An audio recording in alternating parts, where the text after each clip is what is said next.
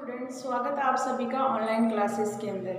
पिछले वीडियोस में अपन ने देखा ऑर्गेनो सल्फर के बारे में। उनका इसका इंट्रोडक्शन अपन ने देखा कि ऑर्गेनो सल्फर क्या होते हैं। साथ में अपन ऑर्गेनो मेटालिक कंपाउंड्स के बारे में भी देखा कि ऑर्गेनो मेटालिक कंपाउंड में अगर मेटल्स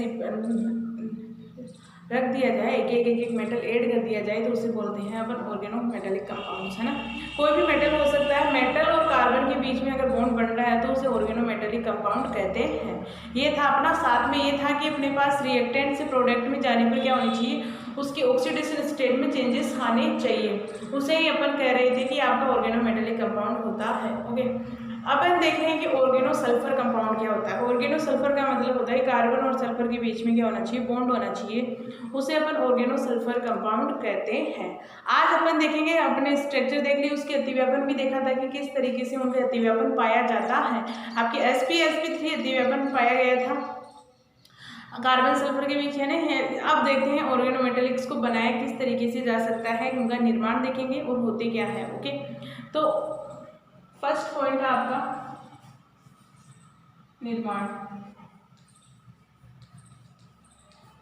कार्बन सल्फर का निर्माण। कार्बन सल्फर का अपन देखेंगे, सल्फर और ऑक्सीजन एक ही फैमिली के सदस्य हैं, एक ही फैमिली के सदस्य हैं, लेकिन इनकी संयोजकता सबसे ज्यादा होती है। सल्फर की संयोजकता ज्यादा पाई जाती है, जबकि आपकी ऑक्सीजन की कम होती है। जैसे मतलब संयोजकता मतलब है कि बॉन्ड बनाने की टेंडेंसी, ऑक्सीजन की बॉन्ड बनाने की टेंडेंसी आपकी कितनी होती है, 2 होती है।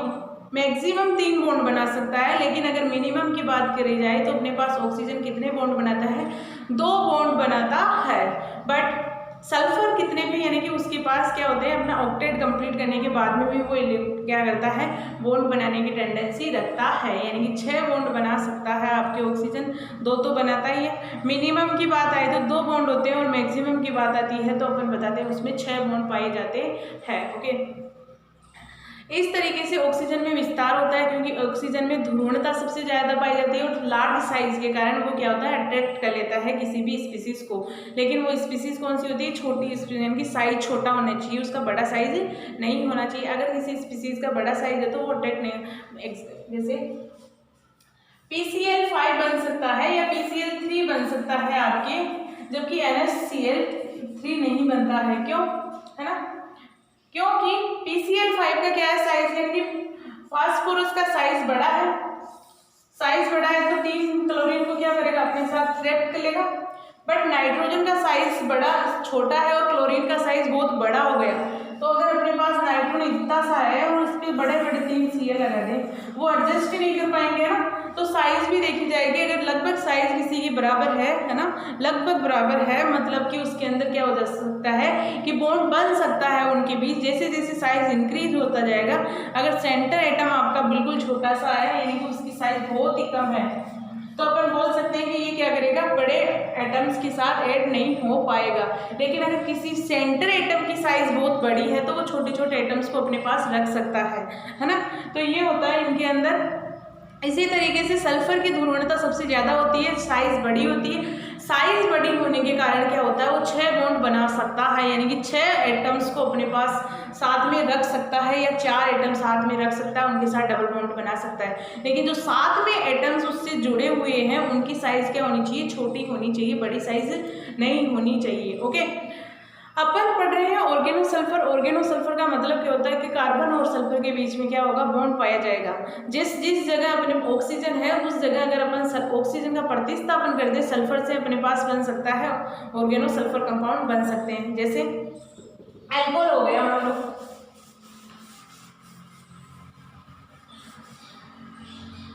अल्कोहल है, अल्कोहल को अपन क्या कर सकते हैं, ऑक्सीजन का प्रतिस्थापन करवा दे सल्फर के द्वारा, है ना, सब्स्टिट्यूशन करवा दे सल्फर के द्वारा, तो क्या हो सकता है, अपने पास RSH बन सकता है। इसे इसमें R का मतलब कोई भी एल्किल समूह प्रेजेंट हो सकता है। तो अपने पास क्या हो गया, C और S का बॉन्ड बन गया। C और S के बॉन्ड को अपन क्या बोल रहे हैं कि आपका क्या है, ऑर्गेनो सल्फर कंपाउंड होते हैं। अब बात आती है कि ऑर्गेनो सल्फर कंपाउंड तो हो गए, इन्हें किस तरीके से नाम दें, है ना। यानी कि अपन जैसे इसे एल्कोहल बोल सकते हैं, इसे क्या बोलेंगे, थायोड यूज करते हैं। जब जब सल्फर आता है थायोड यूज करते हैं। जैसे यूरिया के अंदर क्या होता है, आपकी NH2 समूह होता है, और ये क्या होता है कीटोन और फिर से NH2 समूह। इससे अपन कहते हैं यूरिया, अगर ऑक्सीजन की जगह अपन सल्फर को प्रतिस्थापन कर दिया जाए, सल्फर का प्रतिस्थापन कर दिया जाए तो क्या बनेगा, आपके थायो यूरिया बन जाएगा। ओके, तो इसे अगर मैं सल्फर से प्रतिस्थापन कर देती हूँ तो इसे कहते हैं थायो यूरिया। ओके, तो अपन इजीली इनका निर्माण कर सकते हैं, अलग अलग विधियों के द्वारा कर सकते हैं। थायो यूरिया का क्या ऑर्गेनो सल्फर का निर्माण किया जा सकता है। ओके, निर्माण की विधियों के अंदर देख रहे हैं कहते क्या क्या, पहले नाम डिसाइड कर लेते हैं इनके नाम क्या क्या है। ओके,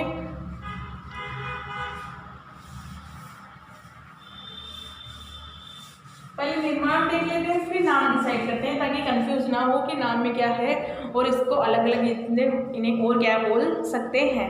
तो अपने पास निर्माण की फर्स्ट विधि के अंदर लिखते हैं कि इसकी अगर किसी भी एल्किल हैलाइड की रिएक्शन NaSH के साथ करवाई जाए, यानी कि सोडियम हाइड्रेट सल्फाइड के साथ करवाई जाए अल्कोहल की प्रेजेंस में, तो अपने पास क्या बन सकता है, कार्बन ऑर्गेनो सल्फर कंपाउंड का निर्माण होता है। ओके, जैसे कि अपने पास क्या है, कोई भी एल्किल हैलाइड है ना, एल्किल हैलाइड की रिएक्शन अगर NaSH की से मीडियम कौन सा होगा, अल्कोहल मीडियम की प्रेजेंस में करवाते हैं तो आपका क्या निर्माण होता है कि ऑर्गेनो सल्फर का निर्माण होता है। जैसे अपन ने क्या किया, CH2CH2Br, ये क्या है आपका एल्किल हैलाइड है, एल्किल हैलाइड की रिएक्शन करवा रहे हैं NaSH से।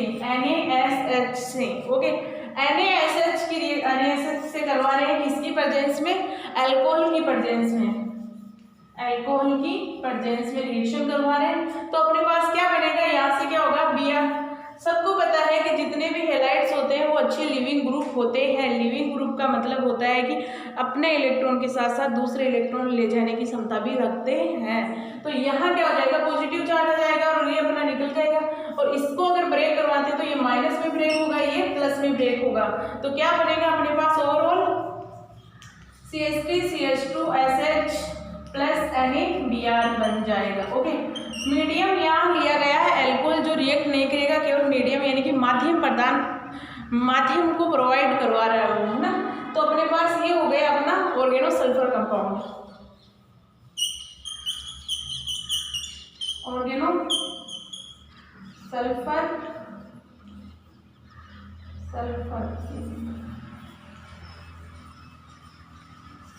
कंपाउंड बन गया अपने पास, है ना। तो इस तरीके से प्रथम विधि हो गई। अगर निर्माण की बात करें कि ऑर्गेनो सल्फर निर्माण की फर्स्ट विधि किसी एल्किल हैलाइड की रिएक्शन NaSH की प्रेजेंस NaS की उपस्थिति में करवाएं, यानी कि अल्कोहल की उपस्थिति में करवाएं तो ऑर्गेनो सल्फर का निर्माण होता है। अब बात आती है कि सेकेंड विधि, अगर अपन एल्किल हैलाइड की रिएक्शन से किसके साथ करवाएं, किसी यूरिया के साथ, थायो यूरिया के साथ करवाएं। जैसे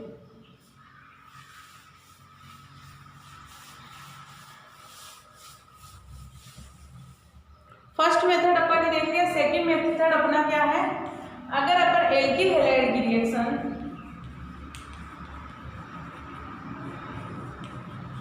किससे करवाएं, थायो यूरिया से करवाएं, ये हो गया थायो यूरिया, इसको भी अल्कोहल की प्रेजेंस में करवाते हैं, अल्कोहल की प्रेजेंस में रिएक्शन करवा रहे हैं एल्किल हैलाइड की थायो यूरिया के साथ, तो क्या होगा, ये अच्छा लिविंग ग्रुप है तो क्या करेगा, ये तो बाहर निकल जाएगा, बाहर निकलेगा तो क्या होगा, यहाँ से -Br कर दो और ये क्या होगा, ऐड हो जाएगा अपने पास, क्योंकि इलेक्ट्रॉन इसी के पास है, सल्फर के पास इलेक्ट्रॉन है, बॉन्ड भी बना सकता है इजीली, तो यहाँ प्लस चार्ज हो जाएगा तो क्या बन जाएगा अपने पास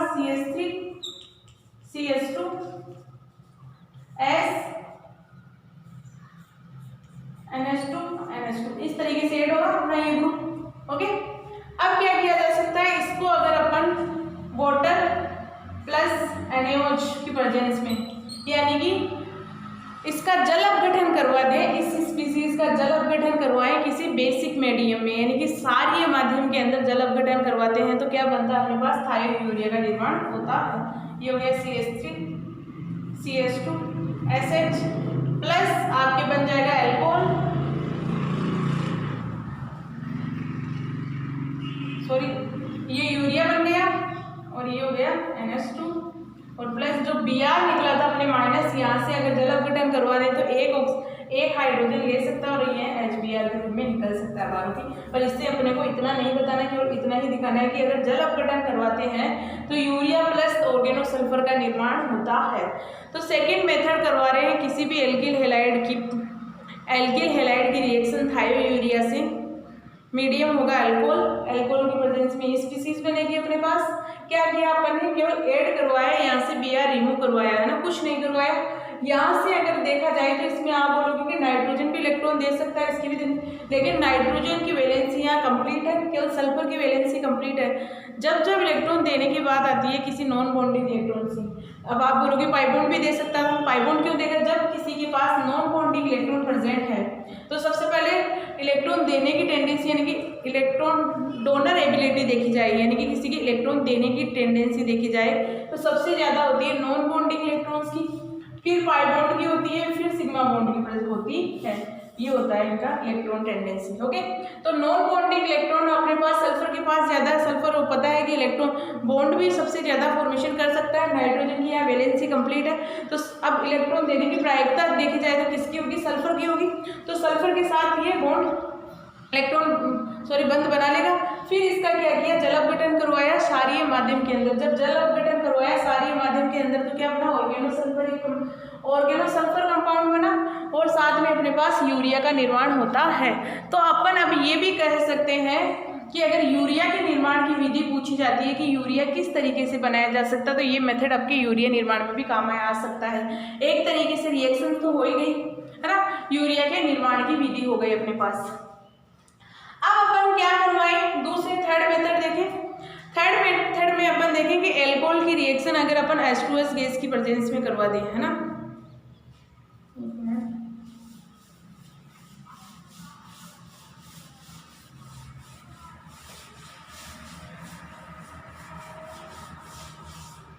थर्ड मेथड अपना होता है अगर एल्कोहल की रिएक्शंस, ये हो गया एल्कोहल, इसकी रिएक्शन H2S गैस में करवा दें, है ना। H2S गैस के अंदर एल्कोहल की रिएक्शन करवाते हैं तो क्या होता है अपने पास, किसकी प्रेजेंस, थ्योरियम हाइड्रोक्साइड की प्रेजेंस में, THO2 की प्रेजेंस में, है ना, थ्योरियम ऑक्साइड लेंगे और टेम्परेचर होगा 400 सेल्सियस। यानी कि इस रिएक्शंस को करवाने के लिए अपने को क्या होना चाहिए, टेम्परेचर बहुत हाई होना चाहिए। और ये कैटलिस्ट के रूप में ले रहे हैं अपने पास। अगर इसकी रिएक्शन करवा रहे हैं तो क्या बन जाएगा अपने पास, RSH प्लस H2O का निर्माण हो जाएगा। ओके, तो ये होता है आपके H2S गैस की प्रेजेंस में एल्कोहल की रिएक्शन करवाने पर क्या मिल जाएगा, ऑर्गेनोसल्फर कंपाउंड का निर्माण हो जाएगा।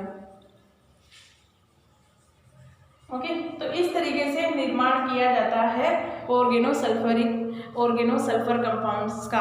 अब लास्ट मेथड आता है कि अगर अपन एल्किन की रिएक्शन करवा दें H2S गैस से, जैसे अपन ने एल्किन की रिएक्शन देख रहे हैं, अपन मार्कोनिकोव रूल का देखते हैं, एंटी मार्कोनिकोव रूल देखते हैं, उनमें किस तरीके से ऐड करवाया जाता है कि जिसके पास हाइड्रोजन की संख्या ज़्यादा है उसी के पास हाइड्रोजन। मार्कोनिकोव रूल क्या होता है आपका,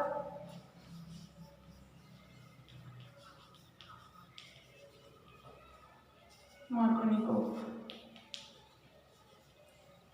नहीं, ये क्या होता है आपके पास, अगर कोई आपके पास एल्किन है CH3 अगर मुझे ऐड करवाना है H2O इस पर, तो ये मार्कोनिकोव रूल का यानी कि किसकी प्रेजेंस में होता है, पेरोक्साइड की प्रेजेंस में, है ना। या अपन बोल सकते हैं H2O की रिएक्शन करवानी है इससे, तो मार्कोनिकोव रूल क्या होता है कि ये किसमें ब्रेक होगा आपके पास, OH और H में होगा, H प्लस और OH माइनस के अंदर। अगर इसे ब्रेक करवाना है, पॉसिबिलिटी ये है कि इस तरफ भी जा सकता है और इस तरफ भी जा सकता है, तो अपने को ब्रेक किस तरीके से करवाना है, अपन को पता है कि कैटायन की स्टेबिलिटी कैसी होती है, 3 डिग्री कैटायन की स्टेबिलिटी सबसे ज़्यादा होती है, देन 2 की, देन 1 की, इस तरीके से स्टेबिलिटी देखी जाती है कैटायंस की। तो अपने पास अगर इस तरीके से ये इस तरीके से करवाया जाए तो क्या होता है, इसमें प्राइमरी बनेगा, बट इसके अंदर इसमें एडिशन करवाएंगे अपन, ये हो गया इलेक्ट्रॉन, इस तरीके से जाएगा तो आपके दो टेंडेंसी है इसे बॉन्ड ब्रेक करवाने की। फर्स्ट टेंडेंसी है कि या तो ये ये पाई बॉन्ड इस कार्बन पे चला जाए या ये इस पे चला जाए, तो दोनों कंसीडर कर देते हैं अपन CH3 CH माइनस और ये हो गया CH2 प्लस। सेकेंड कंडीशन है अपने पास CH3 CH प्लस और ये हो गया CH2 माइनस। दोनों में से स्टेबल कौन सा है? अगर केटाइन की स्टेबिलिटी देखी जाए तो दोनों में से सबसे ज्यादा मोस्ट स्टेबल केटाइन कौन सा हो गया? 2 डिग्री, तो ये हो गया 2 डिग्री स्टेबल है, तो ये OH इसके साथ ऐड होगा, हाइड्रोजन इसके साथ होगा, और इसे ही अपन मार्कोनिकोव रूल कहते हैं। मार्कोनिक रूल की परिभाषा पूछी जाए तो जिसके पास हाइड्रोजन सबसे ज्यादा होते हैं, हाइड्रोजन वहीं जाके ऐड होता है, इसे बोलते हैं मार्कोनिकोव नियम। ओके, तो इससे अपने को क्या मिलेगा?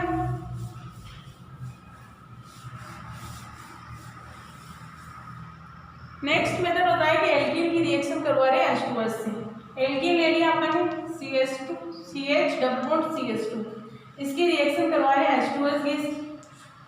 H2S गैस के साथ रिएक्शन करवाएंगे तो क्या बनेगा? CH3 CH ये बनेगा और यहाँ से बन जाएगा CH3। ओके, तो ये हो गया आपका organo sulphur compound. Organo sulphur का मतलब कार्बन और सल्फर के बीच में बॉन्ड बन रहा है, इसे ही अपन कहते हैं ऑर्गेनो सल्फर कंपाउंड। ओके, अपन ने निर्माण की 4-5 विधियां देख ली, बहुत इजी है, ज्यादा कुछ टिपिकल नहीं है, है ना।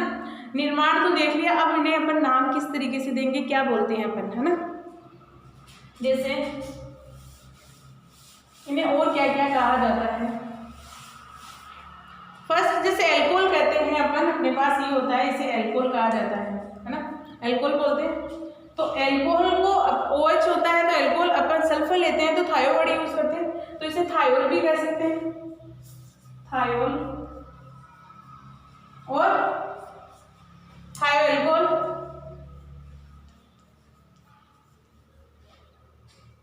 थायो एल्कोहल और मरकेप्टेन। मरकेप्टेन का मतलब होता है कि मरकरी को पकड़ने वाला मरकेप्टेन कहा जाता है। इन्हें मरकेप्टेन क्यों कहते हैं? जब अब आपको नाम से लग रहा है कि मरकरी होगी तभी अपन इसे मरकेप्टेन कहेंगे ना, अपन इसे भी इसे मरकेप्टेन कह सकते हैं, मरकेप्टेन, है ना। क्यों? क्योंकि इन कंपाउंड्स थायोल्स की कैपेसिटी क्या होती है आपके पास, जैसे कि RSH है, इन्हें अपन थायोल बोलो या थायो एल्कोहल बोलो या मरकेप्टेन बोलो, तीनों ही बराबर है, तीनों के नाम। मरकेप्टेन का अर्थ होता है मरकरी को पकड़ने वाला, मरकरी ऐसी हो गई, इसे पकड़ने वाला।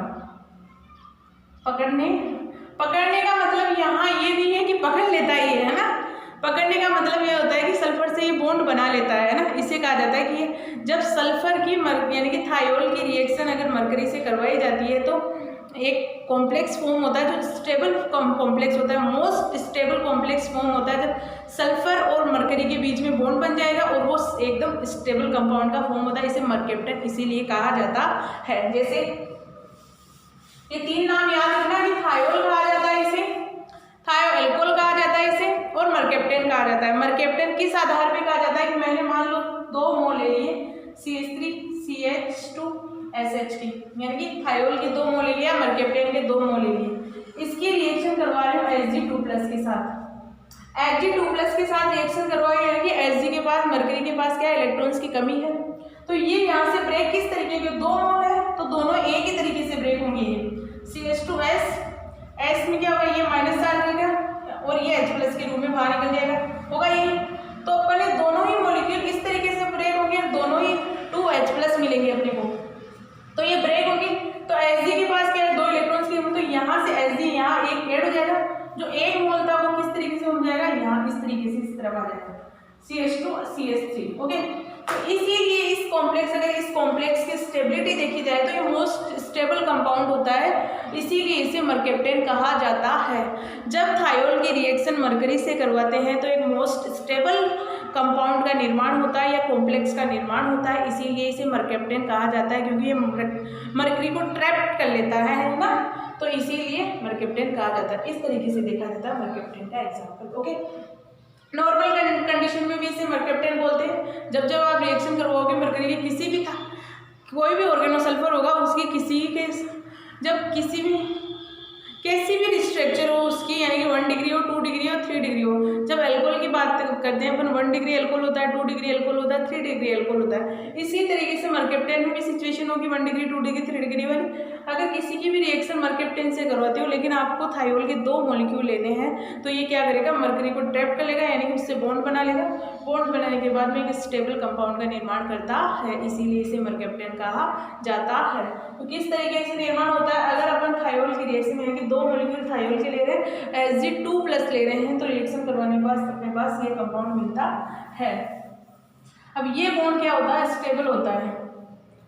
स्टेबल होता है जब आपके किसी मेटल मेटल के बॉन्ड बनता है, मेटल मेटल के बीच में बॉन्ड बनता है, वो ज़्यादा स्टेबल होता है कंपैरिजन मेटल कार्बन के बीच में। ओके, स्टेबिलिटी ऑलरेडी देखा, मेटल मेटल का कार्बन अपन देखते हैं, 1 मिनट चौक।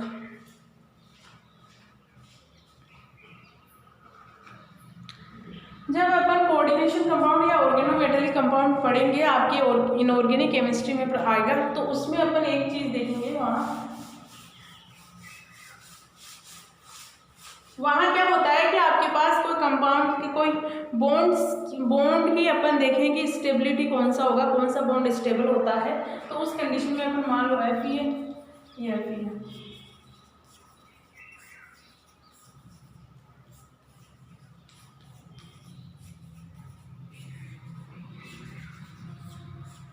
ये है आपके Fe2 अपन जैसे CO10 ये अपने पास कोई कॉम्प्लेक्स है। इस कॉम्प्लेक्स में अगर स्टेबिलिटी देखी जाए बॉन्ड की, मैं बोलूँ आपके पास इसमें 2 प्रकार के बॉन्ड हैं। 2 प्रकार के कैसे, Fe और कार्बन के बीच में बॉन्ड है और एक बॉन्ड है आपका Fe और Fe के बीच में। तो इनमें से कौन सा स्टेबल बॉन्ड होगा, Fe के बीच वाला स्टेबल होगा कंपाउंड है ना। तो ये बॉन्ड आपका स्टेबल होता है जबकि ये आपका वीक बॉन्ड होता है। दोनों की तुलना करें तो स्टेबल तो अपनी जगह ये भी है, क्योंकि अगर अपन FeCO5- ले लें तब तो ये स्टेबल, तो ये बॉन्ड भी आपके कार्बन और, क्योंकि कोई कॉम्प्लेक्स कब स्थायी हो जाए, जब बॉन्ड स्ट्रॉन्ग होंगे तभी तो वो ज़्यादा स्टेबल होगा। कॉम्प्लेक्स स्टेबल है, ये भी स्टेबल है, ये भी स्टेबल है, लेकिन बॉन्ड की बात की जाएगी कौन सा बॉन्ड इनमें स्टेबल होगा।